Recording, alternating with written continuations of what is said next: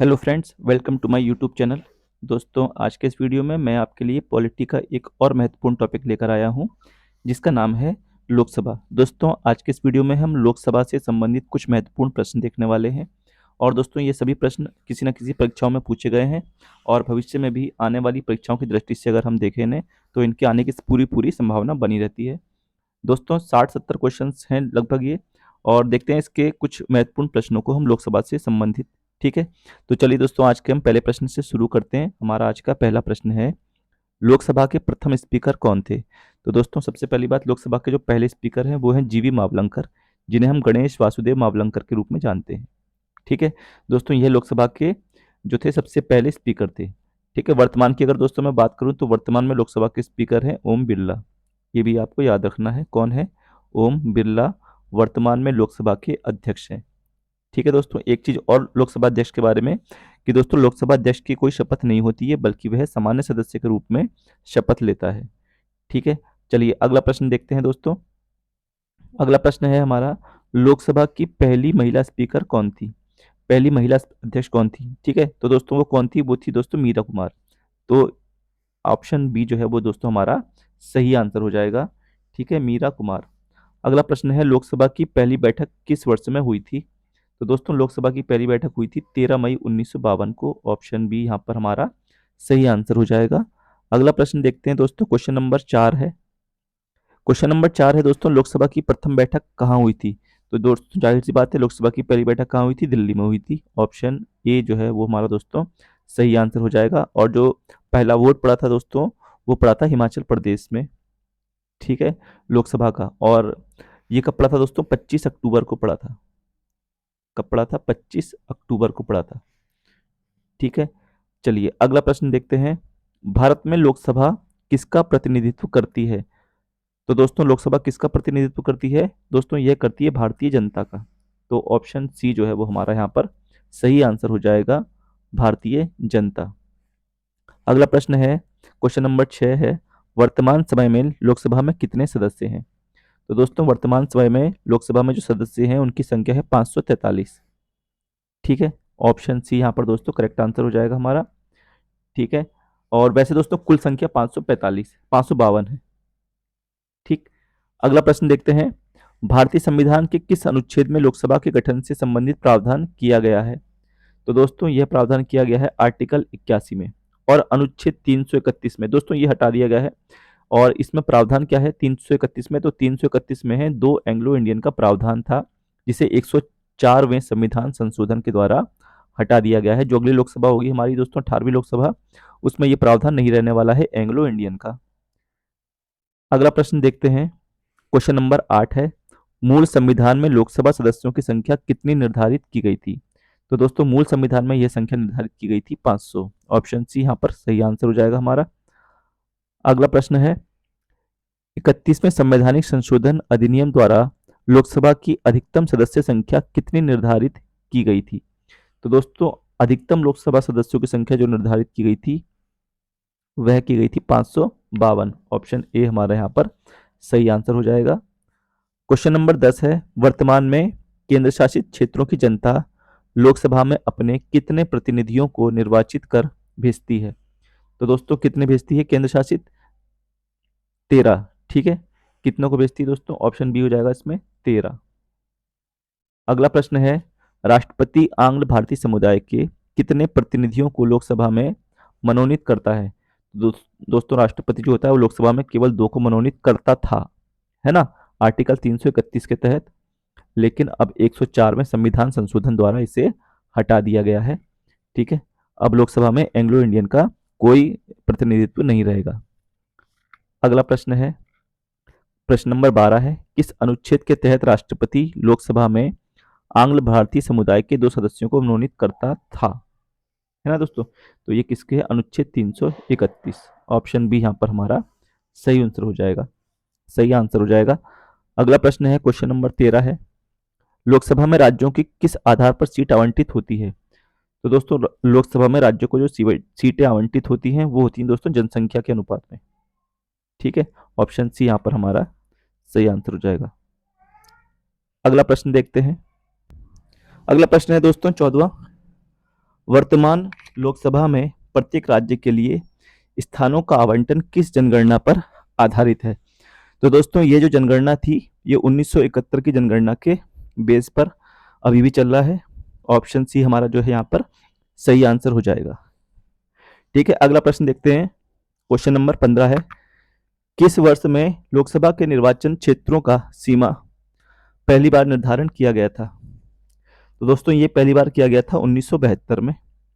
Option C जो है यहाँ पर हमारा एकदम सही आंसर हो जाएगा। चलिए अगला प्रश्न देखते हैं। क्वेश्चन नंबर 16, किस वर्ष तक लोकसभा में राज्यवार सीटों का आवंटन 1971 की जनगणना पर आधारित रहेगा?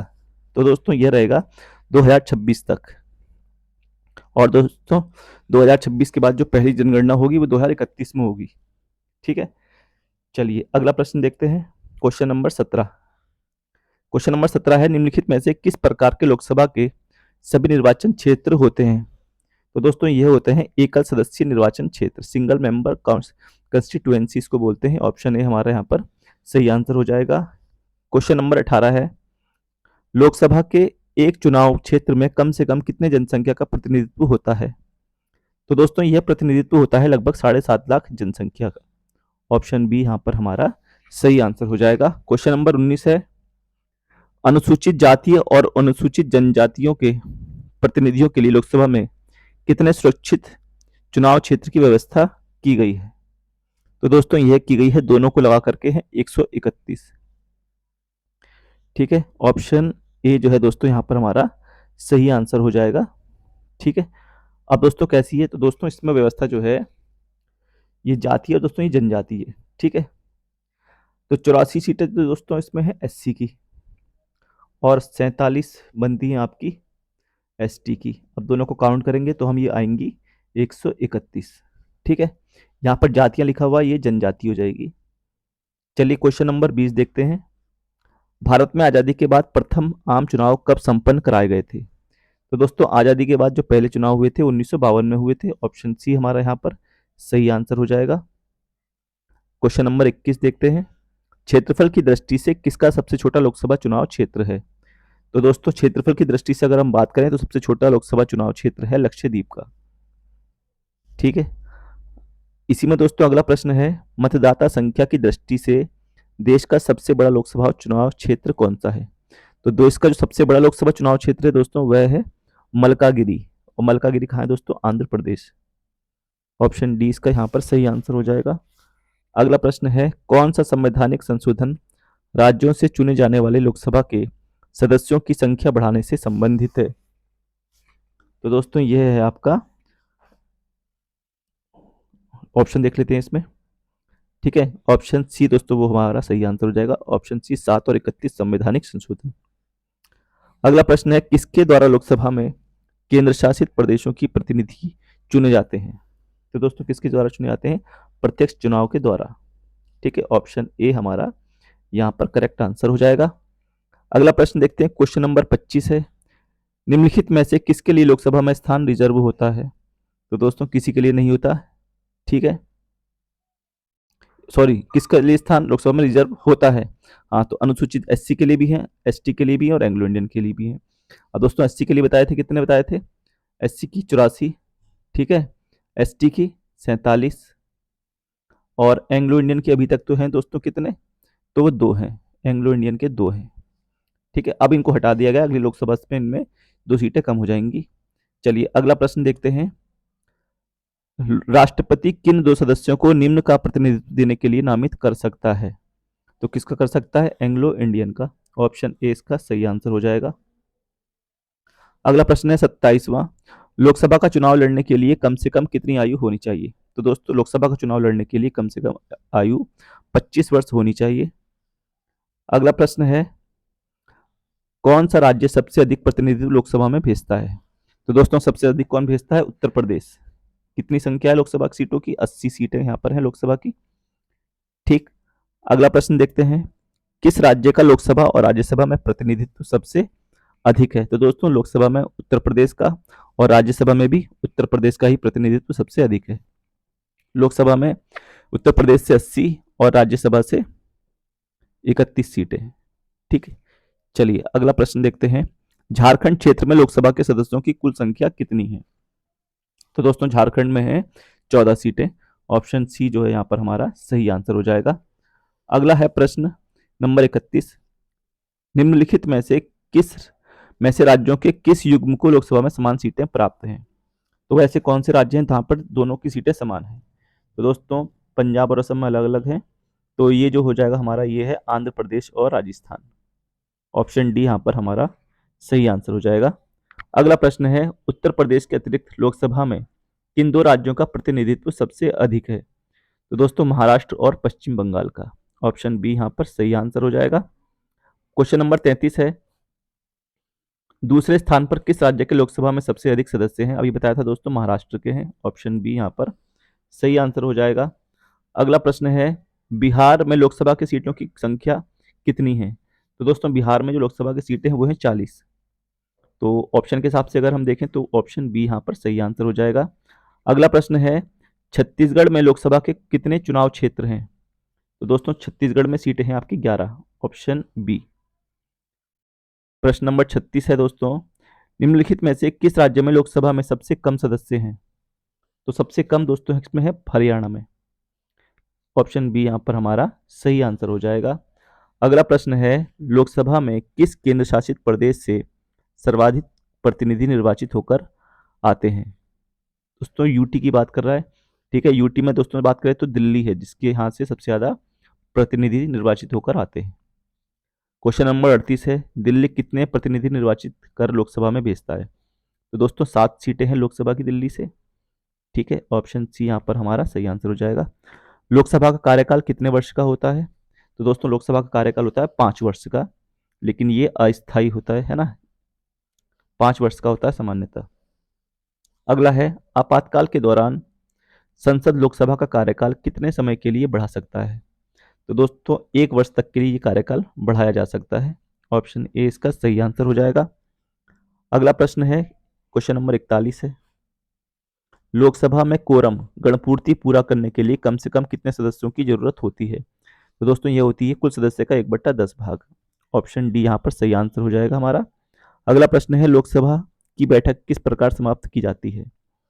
तो दोस्तों लोकसभा की बैठक को हम कई प्रकार से समाप्त कर सकते हैं, जैसे विघटन के द्वारा, सत्रावसान के द्वारा, स्थगन के द्वारा। तो ऑप्शन डी हमारा हो जाएगा इनमें से सभी। क्वेश्चन नंबर 43 है, अस्थायी लोकसभा अध्यक्ष को कौन नियुक्त करता है?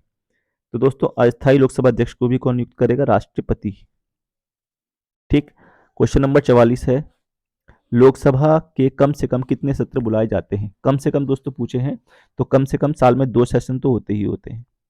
ठीक है, वैसे लोकसभा के 3 सेशन होते हैं। ठीक है, विंटर सेशन, शीतकालीन सत्र जो कि अभी चल रहा है, इसके अलावा ग्रीष्मकालीन सत्र चलता है और एक बजट सत्र चलता है। ठीक, चलिए अगला प्रश्न देखते हैं। क्वेश्चन नंबर 45 है, लोकसभा सदस्य अपना त्यागपत्र किसको देता है? तो दोस्तों लोकसभा जो सदस्य होते हैं वो अपना त्यागपत्र किसको देते हैं? लोकसभा के अध्यक्ष को। ऑप्शन डी यहाँ पर सही आंसर हो जाएगा। अविश्वास प्रस्ताव किस सदन में लाया जाता है? तो दोस्तों ये भी महत्वपूर्ण प्रश्न है। अविश्वास प्रस्ताव को केवल और केवल पहले लोकसभा में ही लाया जाता है। ऑप्शन ए यहाँ पर हमारा सही आंसर हो जाएगा। ठीक है, 46 का। 47 दोस्तों हमारा क्वेश्चन नंबर है, कोई वित्तीय बिल कहाँ प्रस्तावित हो सकता है? तो वित्तीय बिल सबसे पहले लोकसभा में ही प्रस्तावित होते हैं। ऑप्शन ए हमारा यहाँ पर जो है वो सही आंसर हो जाएगा। अगला प्रश्न है, लोकसभा का नेता कौन होता है? तो दोस्तों लोकसभा का जो नेता होता है वही प्रधानमंत्री को कहते हैं। ठीक, वर्तमान में नरेंद्र मोदी जो है लोकसभा के नेता हैं। अगला प्रश्न है, लोकसभा का विघटन कौन कर सकता है? क्वेश्चन नंबर 49 है। तो दोस्तों लोकसभा का विघटन कौन कर सकता है? राष्ट्रपति। ऑप्शन ए हमारा यहाँ पर सही आंसर हो जाएगा। अगला प्रश्न है, किसी विशेष दिन लोकसभा में अधिकतम कितने तारांकित प्रश्न पूछे जा सकते हैं? इंपोर्टेंट क्वेश्चन है दोस्तों, बहुत अच्छा प्रश्न है। और किसी विशेष दिन जो अधिकतम क्वेश्चन पूछे जा सकते हैं दोस्तों वो है 20। ऑप्शन सी यहाँ पर इसका सही उत्तर हो जाएगा। अगला प्रश्न है, लोकसभा का कार्यकाल 5 वर्ष से अधिक किस अवस्था में बढ़ाया जा सकता है? तो दोस्तों जब इमरजेंसी लागू हो देश में तभी हम इसका कार्यकाल बढ़ा सकते हैं। तो ऑप्शन बी जो है, जब राष्ट्रीय आपातकाल लागू हो तब हम इसका कार्यकाल बढ़ा सकते हैं। सही आंसर हो जाएगा हमारा। क्वेश्चन नंबर 52 है दोस्तों, लोकसभा के किसी की सदस्यता कितने दिनों तक लगातार अनुपस्थित रहने पर समाप्त हो जाती है? कोई भी सांसद कितने दिन तक अनुपस्थित रहेगा जिससे उसकी सदस्यता जो है वो समाप्त हो जाए? तो दोस्तों ये है 2 महीना, ऑप्शन ए। 60 दिन तक अगर कोई बिना बताए सदन को अनुपस्थित रहता है तो उसकी सदस्यता समाप्त हो जाती है। अगला प्रश्न है, संसद सदस्यों को प्रति माह वेतन के रूप में कितना रुपया मिलता है? तो दोस्तों प्रति माह वेतन के रूप में मिलते हैं 16,000 रुपए। ऑप्शन डी यहाँ पर सही आंसर हो जाएगा। अगला प्रश्न है, संसद के सत्र में उपस्थित रहने और संसदीय समितियों की बैठक में भाग लेने के लिए सांसद को कितना दैनिक भत्ता मिलता है? तो दोस्तों ये जो दैनिक भत्ता होता है ये होता है 700 रुपए। ऑप्शन ए सही आंसर हो जाएगा हमारा। अगला प्रश्न है, क्वेश्चन नंबर 55 है, सांसद को सुचारू रूप से अपना कार्यकाल चलाने के लिए प्रत्येक महीने कितना कार्यकाल भत्ता मिलता है? दोस्तों यह मिलता है 23,000 रुपए। ऑप्शन डी जो है वो हमारा यहाँ पर सही उत्तर हो जाएगा। क्वेश्चन नंबर 56 है दोस्तों, किस वर्ष में संसद सदस्यों के लिए पेंशन की व्यवस्था लागू की गई थी? तो दोस्तों यह लागू की गई थी 1976 में। Option D. लोकसभा की बैठक की अंतिम तिथि तथा दूसरी बैठक की प्रथम तिथि के बीच कितने समय से अधिक का अंतराल नहीं होना चाहिए? तो दोस्तों यह होना चाहिए 6 महीने से अधिक का अंतराल नहीं होना चाहिए। ऑप्शन सी हमारा यहाँ पर सही आंसर हो जाएगा। क्वेश्चन नंबर 58 है हमारा, राष्ट्रपति किसके सलाह पर लोकसभा के कार्यकाल को पूरा होने से पहले भंग कर सकता है? तो दोस्तों किसकी सलाह पर? प्रधानमंत्री के सलाह पर। ऑप्शन ए यहाँ पर सही आंसर हो जाएगा। क्वेश्चन नंबर 59 है दोस्तों, निम्नलिखित में से लोकसभा सदस्य बनने के लिए किस योग्यता की आवश्यकता नहीं है? तो ऑप्शन देख लेते हैं। वह भारत का नागरिक हो, ये तो चाहिए। 30 उम्र से कम ना हो, दोस्तों ये गलत हो जाएगा, 25 उम्र होती है। पागल या दिवालिया ना हो, ये भी सही है। सरकारी लाभ के पद पर ना हो, ये भी सही है। तो ऑप्शन बी जो है वो हमारा यहाँ पर सही आंसर हो जाएगा। लोकसभा सदस्य बनने के लिए जो उम्र है कम से कम वो कितनी होनी चाहिए दोस्तों? 25 वर्ष होनी चाहिए। क्वेश्चन नंबर 60 है, लोकसभा सदस्यों के निर्योग्यता से संबंधित प्रश्नों पर निर्णय कौन करता है? तो दोस्तों यह करता है लोकसभा अध्यक्ष। ठीक।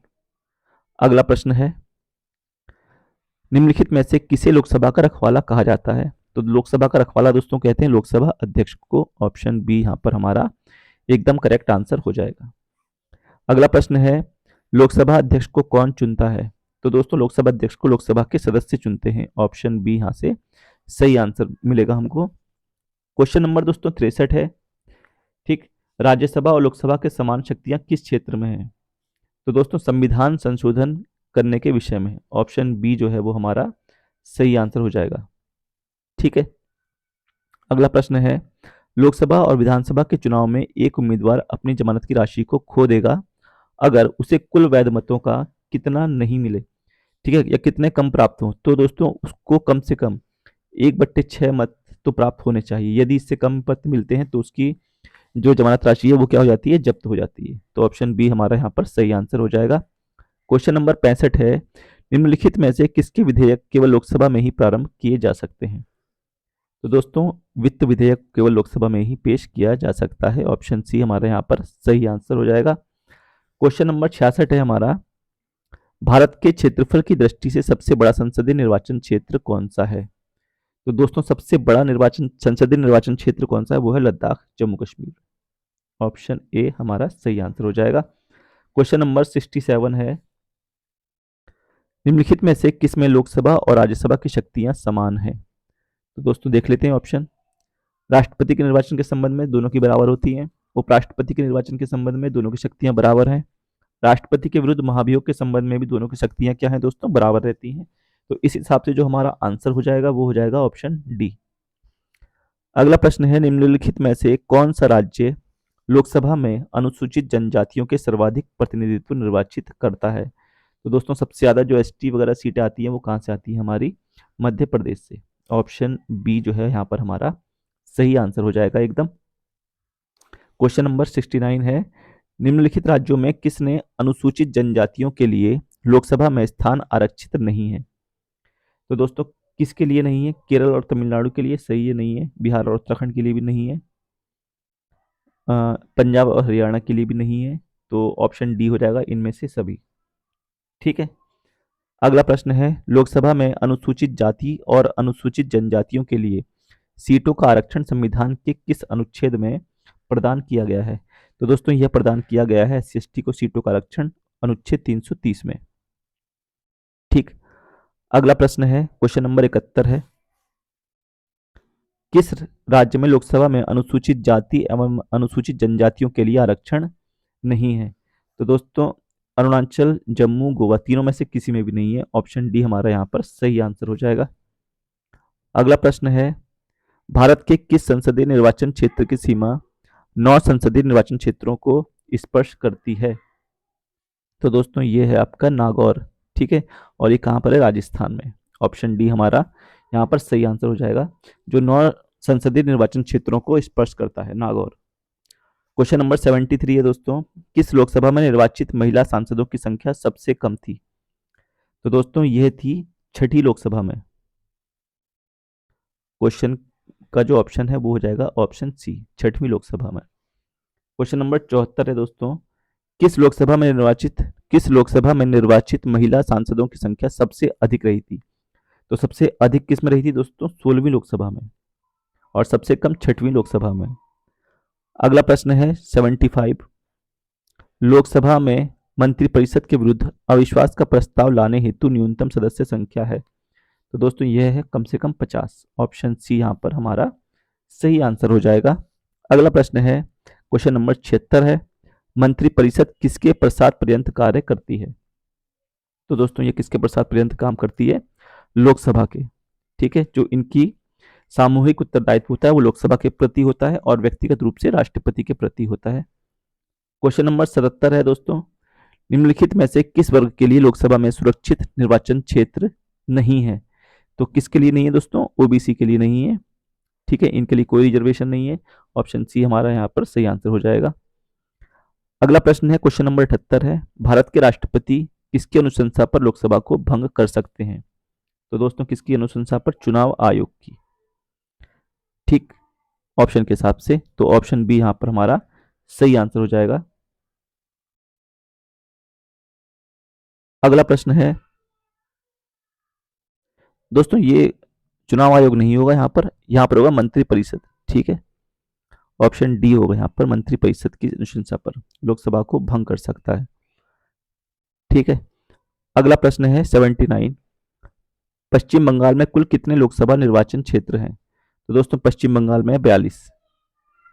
अगला प्रश्न है लोकसभा, क्वेश्चन नंबर 80 है, लोकसभा में अनुसूचित जाति के लिए आरक्षित स्थानों की संख्या कितनी है? तो दोस्तों अनुसूचित जाति के लिए यानी कि एससी के लिए अभी मैंने बताया था आपको कितनी सीटें हैं? 84 हैं, और एसटी के लिए 47 है।